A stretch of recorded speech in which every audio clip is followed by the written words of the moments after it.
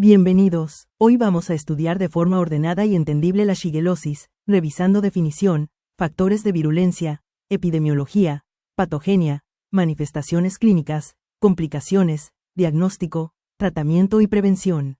Vamos a seguir exactamente el orden de las imágenes. Imagen 1. Shigelosis, definición, virulencia y epidemiología.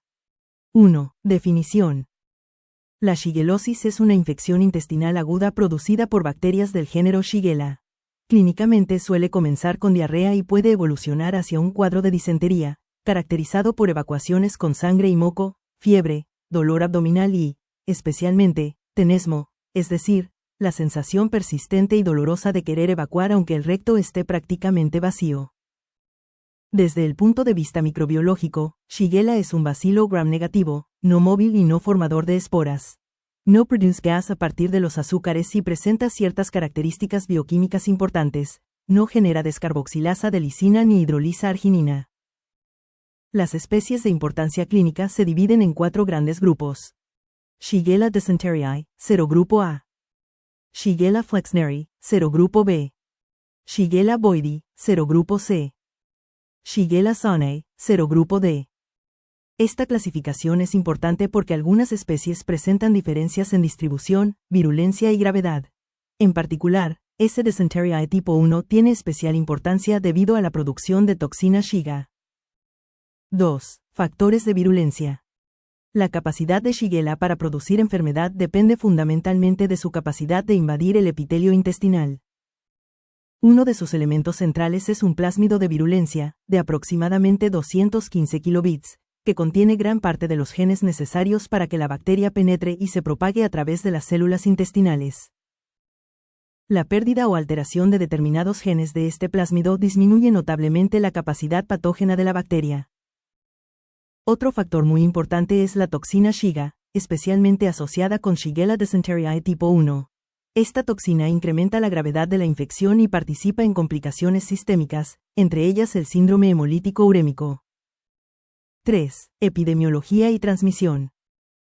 El principal reservorio de Shigella es el ser humano. Con menor frecuencia puede encontrarse en primates superiores. La transmisión ocurre fundamentalmente por vía fecal oral. Esto significa que pequeñas cantidades de materia fecal contaminada pueden alcanzar la boca de otra persona.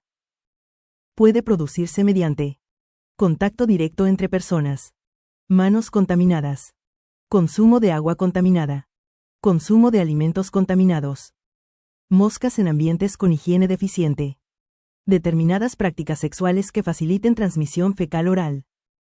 Un dato muy importante es que Shigella posee un poder infectante extremadamente alto. Un inóculo aproximado de apenas 100 unidades formadoras de colonias puede ser suficiente para producir la enfermedad. Por eso se transmite con facilidad entre personas. Esto explica por qué pueden aparecer brotes en lugares donde existe contacto estrecho, por ejemplo, guarderías, hogares, instituciones con convivencia cercana. El hacinamiento, el saneamiento deficiente y las malas condiciones de higiene facilitan su propagación. En cuanto a distribución, Shigella flexneri es más frecuente en regiones con peores condiciones sanitarias. Shigella sonnei predomina en lugares con mejores condiciones socioeconómicas y de saneamiento. 4. Importancia epidemiológica. La shigelosis es especialmente importante en la población pediátrica, y su incidencia es mayor en niños menores de 5 años. En adultos jóvenes y de mediana edad puede observarse con menor frecuencia debido, entre otros factores, al desarrollo de inmunidad adquirida. Sin embargo, la incidencia puede volver a aumentar en adultos mayores. Aunque la mortalidad ha disminuido, Shigella continúa siendo una causa relevante de diarrea moderada o grave durante la infancia. Otro problema es la aparición de cepas multiresistentes, favorecida por el uso indiscriminado de antibióticos. En niños, además, las infecciones repetidas o graves pueden deteriorar el estado nutricional. La anorexia, la inflamación intestinal y la pérdida de nutrientes pueden favorecer desnutrición y retraso del crecimiento. Imagen 2. Patogenia, patología y manifestaciones clínicas. Epidemiología, continuación. En poblaciones infantiles pueden aparecer brotes cuando existen deficiencias de higiene, sobre todo en guarderías y centros donde muchas personas conviven estrechamente. También pueden existir casos esporádicos relacionados con viajes a zonas donde la enfermedad es frecuente o por consumo de alimentos o agua contaminados. Patogenia. La infección se adquiere principalmente por vía fecal oral. Una característica fundamental es que Shigella presenta resistencia al ambiente ácido del estómago. Gracias a ello puede sobrevivir al tránsito gástrico, lo que contribuye a que una cantidad bacteriana muy pequeña sea capaz de iniciar la infección. Una vez que llega al intestino, su patogenicidad depende principalmente de su plásmido de virulencia, cuyos genes codifican un sistema de secreción tipo 3. Este sistema funciona como un mecanismo mediante el cual la bacteria introduce proteínas efectoras en las células del huésped y facilita la invasión. La bacteria atraviesa inicialmente la mucosa a través de las llamadas células M. Una vez que atraviesa esta barrera. 1. Invade las células epiteliales intestinales. 2. Induce apoptosis de los macrófagos subepiteliales. 3. Escapa desde las vacuolas intracelulares hacia el citoplasma. 4. Utiliza el citoesqueleto de la célula huésped para desplazarse de una célula a otra. Este último punto es muy importante. Shigella puede propagarse directamente entre células sin tener que permanecer demasiado tiempo expuesta al espacio extracelular. Evolución de la lesión intestinal. Al principio puede producirse una diarrea acuosa. Esto se relaciona con aumento de la secreción intestinal y disminución de la absorción de agua, favorecidos por enterotoxinas y por la inflamación. Posteriormente puede aparecer el síndrome disentérico, con evacuaciones pequeñas y frecuentes que contienen sangre y moco. Esto ocurre porque la bacteria invade y destruye principalmente la mucosa del colon, desencadenando una respuesta inflamatoria intensa. Las células infectadas liberan citocinas, que atraen fundamentalmente leucocitos polimorfonucleares, especialmente neutrófilos.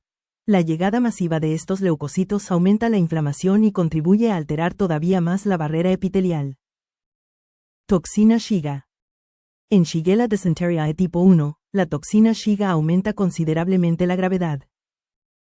Esta toxina inhibe la síntesis proteica de las células al dañar el ARAN ribosomal 28S de la subunidad ribosomal 60S.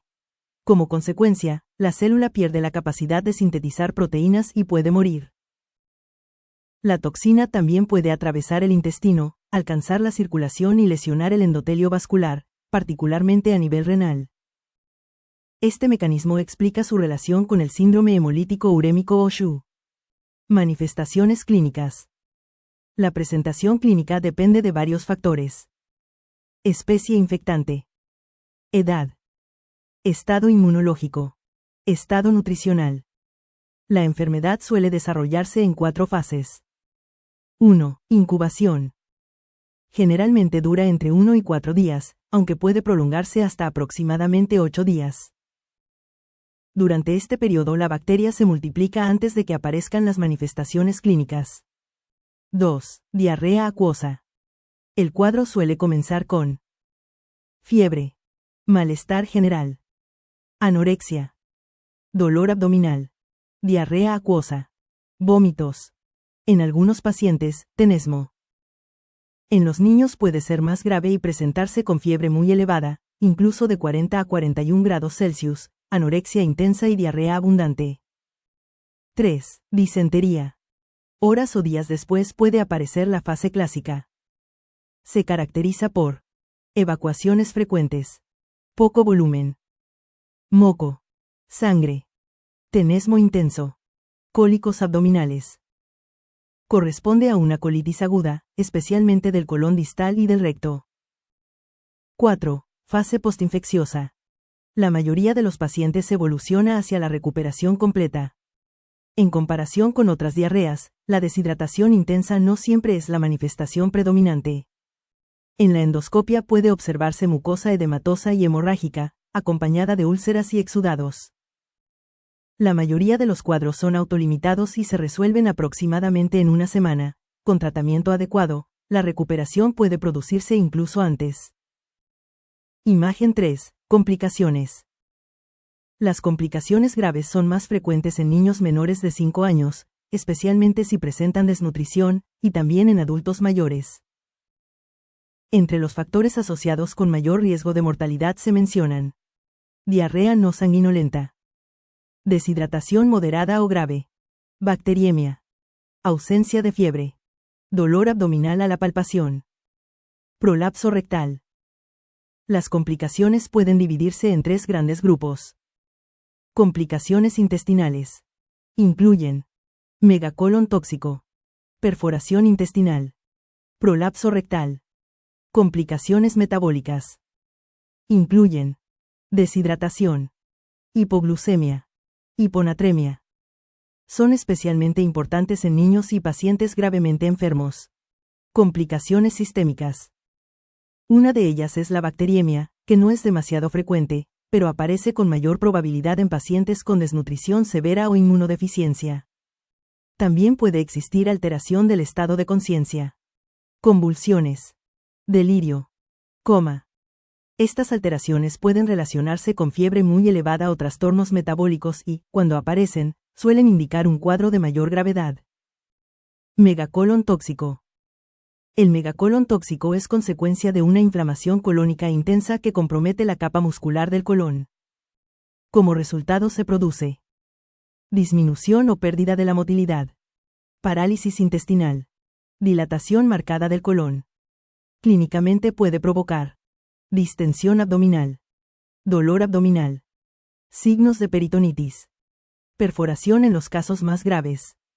En las imágenes radiográficas puede observarse dilatación importante del colon, especialmente del transverso. Pérdida de austras. Signo de la huella digital debido al edema de la mucosa. Pseudopólipos. Ocasional neumatosis intestinal. Si existe perforación, neumoperitoneo. Hay que identificar factores que puedan empeorar el megacolon, especialmente hipopotasemia. Uso de fármacos que disminuyen la motilidad intestinal, como opioides, anticolinérgicos y loperamida. Agentes que aumentan el volumen intestinal, como Saium. Síndrome hemolítico urémico. El SHU es una complicación grave asociada principalmente con Shigella dysenteriae tipo 1 y la acción sistémica de la toxina Shiga. Suele aparecer después de varios días de diarrea. Puede manifestarse con palidez, astenia, irritabilidad, epistaxis o gingivorragia, oliguria, edema progresivo. La tríada diagnóstica clásica está constituida por 1. Anemia hemolítica microangiopática. Los eritrocitos se fragmentan al atravesar la microcirculación lesionada. Puede encontrarse Coombs negativo. Esquistocitos. Aumento de lactato deshidrogenasa. Reticulocitosis. 2. Trombocitopenia. Existe disminución de plaquetas debido al consumo asociado a microtrombosis. 3. Insuficiencia renal aguda. Es consecuencia de la lesión endotelial y formación de trombos en capilares glomerulares, con aumento de creatinina y deterioro de la función renal. Puede acompañarse de una reacción leucemoide con leucocitosis marcada. Afortunadamente, la función renal se recupera en la mayoría de los pacientes. Artritis reactiva. Es una complicación inmunológica que puede aparecer semanas o meses después de la infección, especialmente después de infección por Shigella flexneri. Es más frecuente en personas con HLA-B27. Puede presentarse con artritis, inflamación ocular, uretritis. En algunos pacientes, las manifestaciones articulares pueden persistir durante meses o años y evolucionar hacia una artritis crónica. Imagen 4. Diagnóstico de laboratorio y principios del tratamiento. Diagnóstico diferencial. Cuando un paciente presenta un síndrome disentérico, no debemos pensar exclusivamente en Shigella. El diagnóstico diferencial incluye otras infecciones bacterianas invasoras, como Salmonella, Campylobacter jejuni, Clostridioides difficile, Yersinia enterocolitica. También deben considerarse infecciones parasitarias, particularmente entamoeba histolítica, y enfermedades inflamatorias intestinales como enfermedad de Crohn, colitis ulcerosa, examen microscópico de las heces. En la shigellosis suelen encontrarse numerosos leucocitos polimorfonucleares, debido a que es una infección invasora y muy inflamatoria. Esto puede ayudar a diferenciarla de algunas parasitosis. Por ejemplo, en infección por entamoeba histolítica pueden observarse trofozoitos con eritrocitos fagocitados, mientras que suelen existir menos polimorfonucleares. Método diagnóstico de elección. El método fundamental es el coprocultivo, mediante el cual se intenta aislar e identificar Shigella en una muestra de heces. ¿Cómo aumentar el rendimiento del diagnóstico? Para aumentar las posibilidades de aislamiento se recomienda: 1. Obtener la muestra durante la fase aguda. 2. Preferir muestras que contengan moco o sangre. 3. Procesar rápidamente la muestra, porque Shigella es relativamente frágil y pierde viabilidad durante el transporte. 4. Cuando el procesamiento se retrasa, utilizar un medio de transporte apropiado, como Kerry Blair, e inocular el cultivo lo antes posible. Hemocultivos. Los hemocultivos presentan un rendimiento bajo, con positividad en menos del 5% de los casos. Por ello no se solicitan de manera rutinaria en todos los pacientes, sino fundamentalmente cuando existe sospecha de bacteriemia. Sepsis. Aspecto de las colonias. Después de la incubación, Shigella produce colonias pequeñas, convexas, translúcidas, lisas, no fermentadoras de lactosa. Identificación bacteriana. Algunas de sus características son: fermenta glucosa, generalmente sin producir gas. No fermenta lactosa. No produce HS. No es móvil. La confirmación puede realizarse mediante pruebas bioquímicas y serológicas, incluyendo aglutinación con antisueros específicos para identificar serogrupos y, cuando es posible, serotipos. Tratamiento antibiótico. La imagen destaca que la shigellosis es una infección enteroinvasora en la que el tratamiento antibiótico puede ser necesario. Sin embargo, la selección del antibiótico debe realizarse tomando en consideración los patrones locales de susceptibilidad, porque existe un problema creciente de resistencia. La resistencia puede desarrollarse mediante propagación de cepas resistentes, transferencia horizontal de genes por plásmidos y transposones, mutaciones, como las que afectan las enzimas diana de las fluoroquinolonas.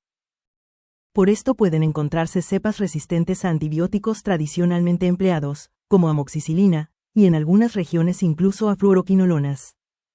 Imagen 5. Tratamiento general.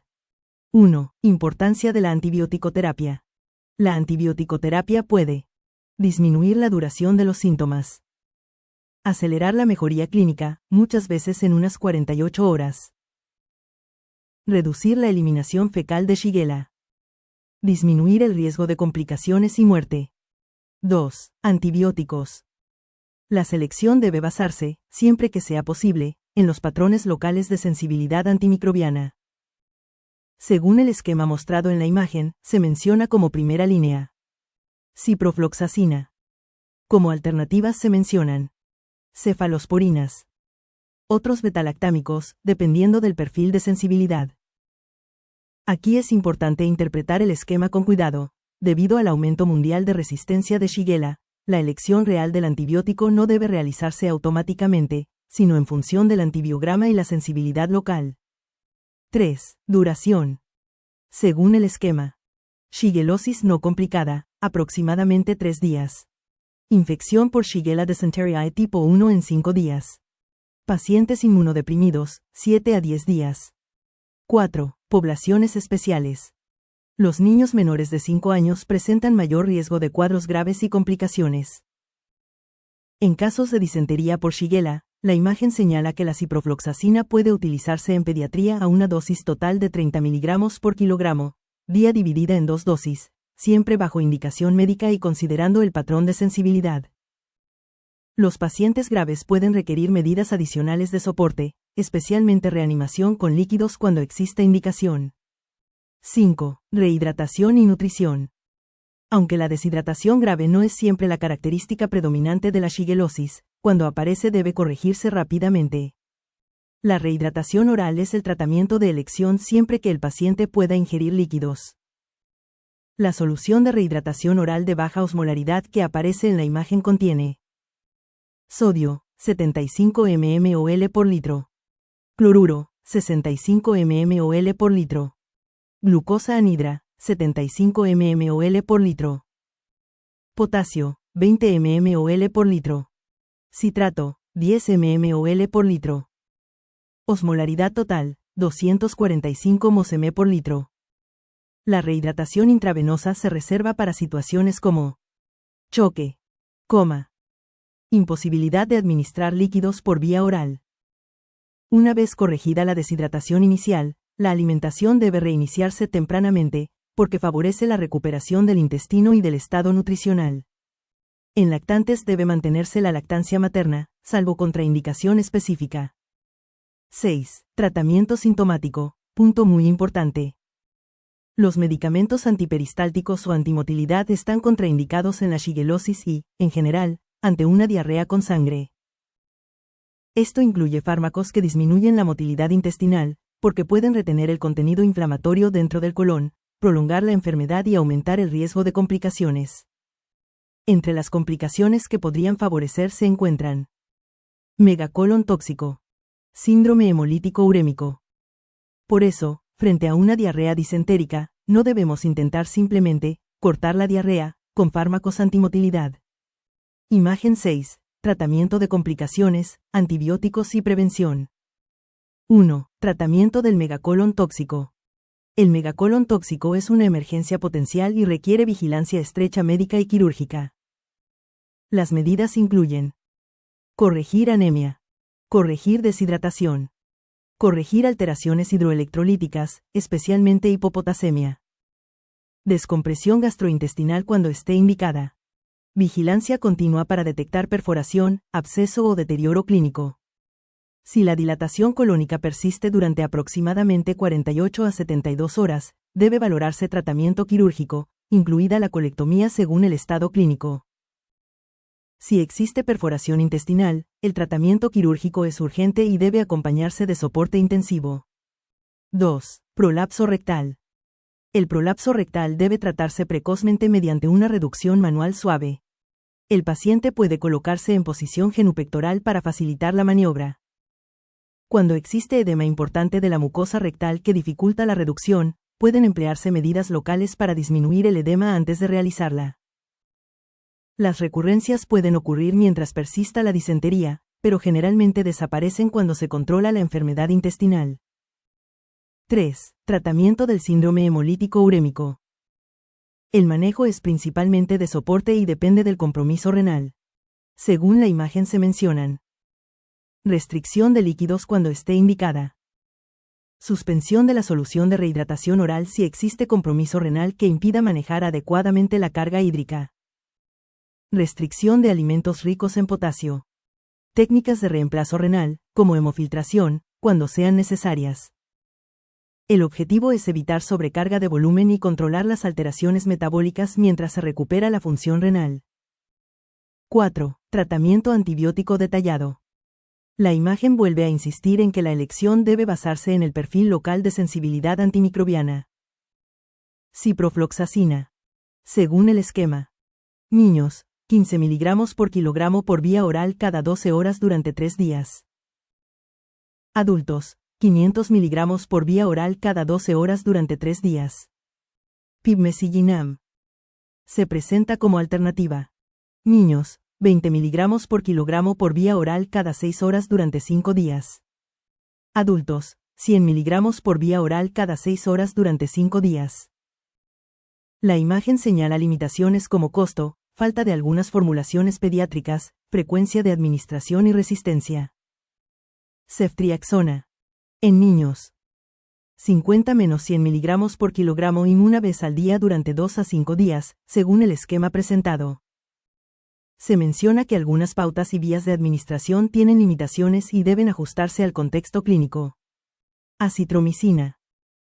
Se presenta como otra alternativa por vía oral, generalmente en una dosis diaria durante varios días, dependiendo del esquema empleado y del perfil de sensibilidad. Aquí hay que quedarse con una idea fundamental para el estudio: no se debe memorizar un antibiótico como universalmente efectivo sin considerar la resistencia local. En shigellosis, este aspecto es cada vez más importante. 5. Prevención. La prevención se basa fundamentalmente en higiene y saneamiento. Las medidas principales son: lavado correcto de manos después de defecar. Lavado de manos después de manipular las heces de los niños. Lavado de manos antes de preparar alimentos. Eliminación y descontaminación adecuada de las heces. Limpieza y desinfección estricta durante brotes. Aplicación adecuada de medidas de higiene por parte del personal sanitario. La imagen también menciona que puede comprobarse la eliminación bacteriana mediante coprocultivos negativos en determinadas circunstancias clínicas o epidemiológicas. Finalmente, de acuerdo con el material, no existe una vacuna de uso rutinario disponible para prevenir la shigellosis. Integración final del tema. Entonces, para comprender la shigellosis debemos relacionar toda la secuencia. La persona adquiere Shigella principalmente por vía fecal oral. Como la bacteria resiste el ácido gástrico y necesita un inóculo muy pequeño, alcanza fácilmente el intestino. Allí atraviesa las células M, invade el epitelio colónico y se propaga de célula a célula mediante mecanismos dependientes de su plásmido de virulencia. Esto genera una respuesta inflamatoria intensa, con llegada masiva de neutrófilos, destrucción de la mucosa y aparición de disentería con sangre, moco y tenesmo. En S. dysenteriae tipo 1, la presencia de toxina Shiga aumenta el riesgo de lesión endotelial y puede provocar síndrome hemolítico urémico. El diagnóstico se confirma fundamentalmente mediante coprocultivo, procurando obtener y procesar adecuadamente la muestra.